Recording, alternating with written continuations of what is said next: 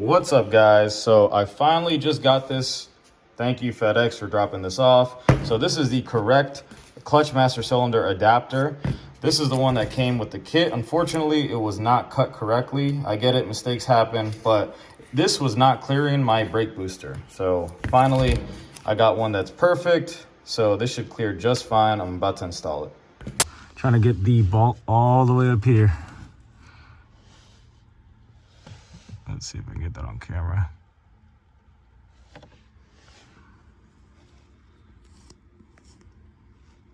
That bolt, there it is. So it's gonna screw right there. That's a 14.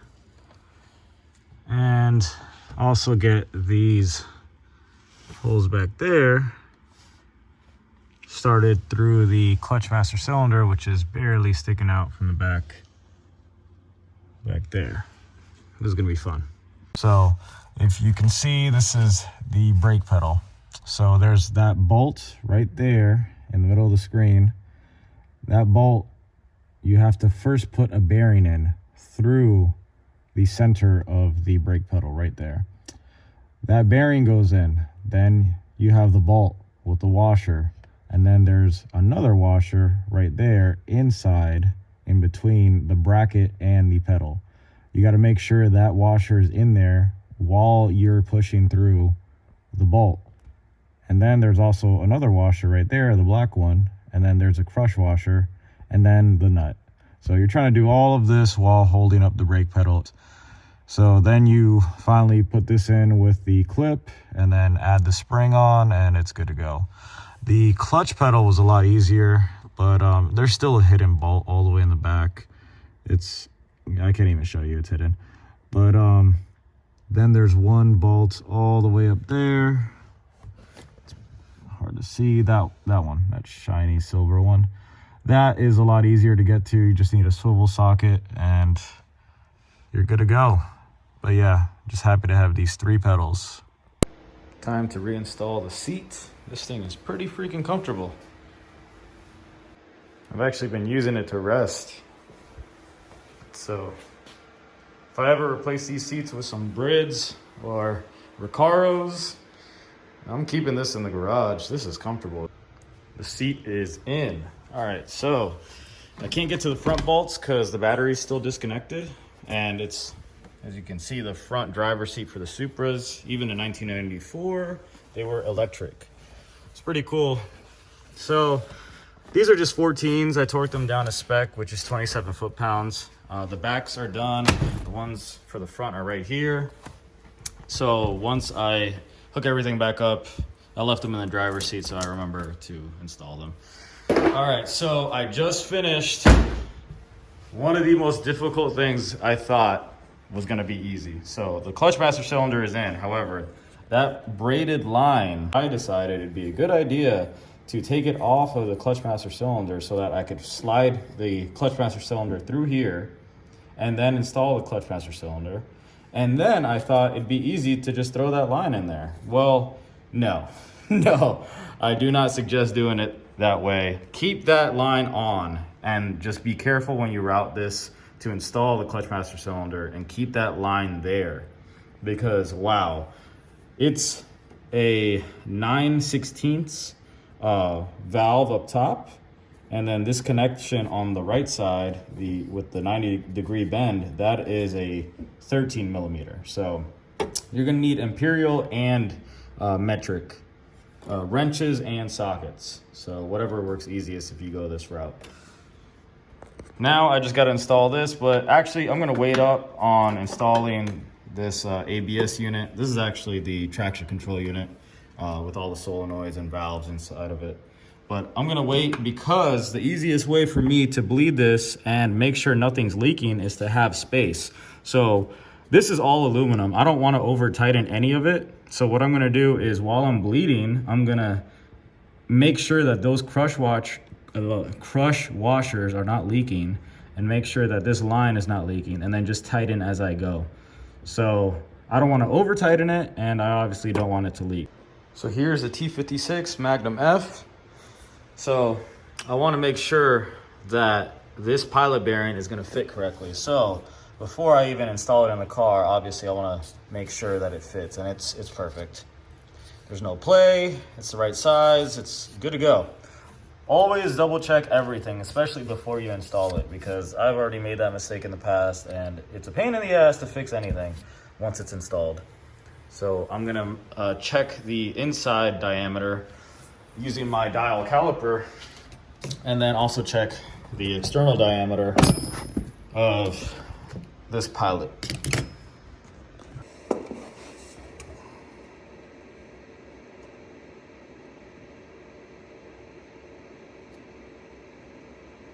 .256.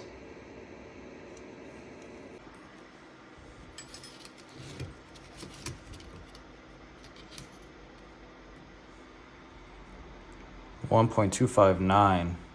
So that 3/1000ths, this is aluminum, so I'm sure that's exactly what it was designed to do. Crush slightly, 3/1000ths of an inch when you press fit it in. Yep, definitely. 24mm socket.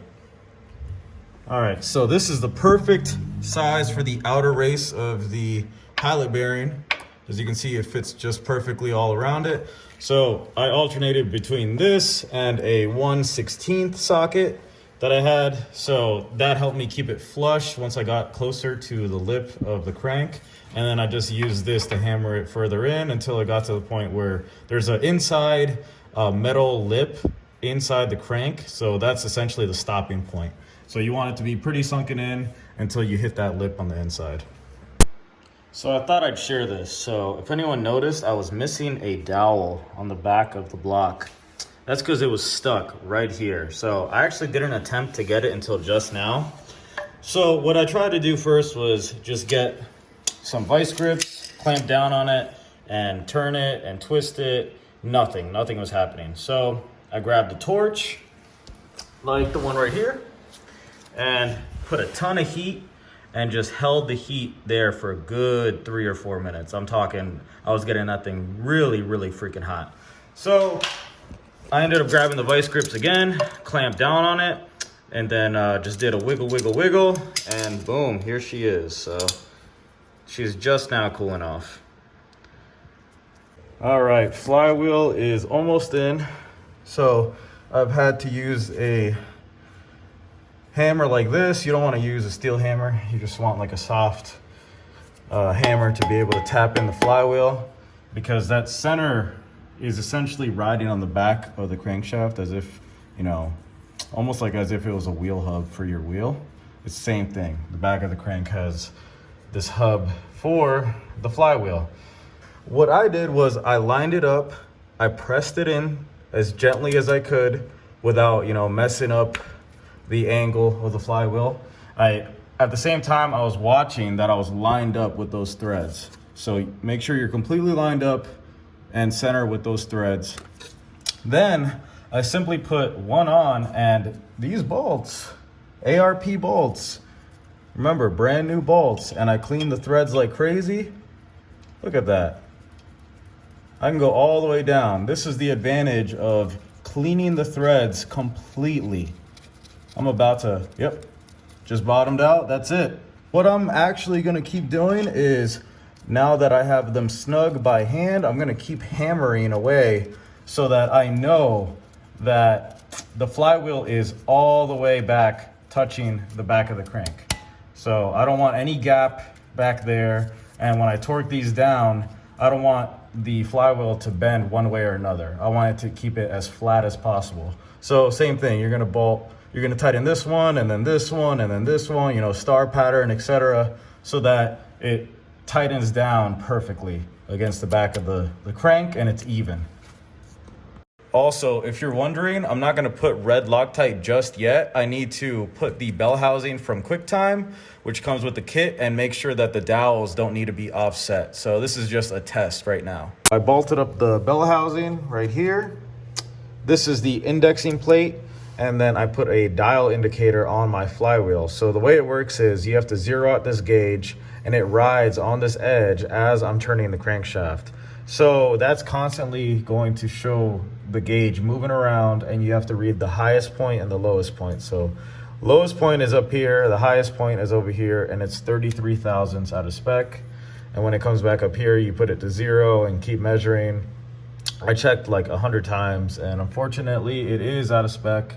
So I'm gonna have to order some offset dowels.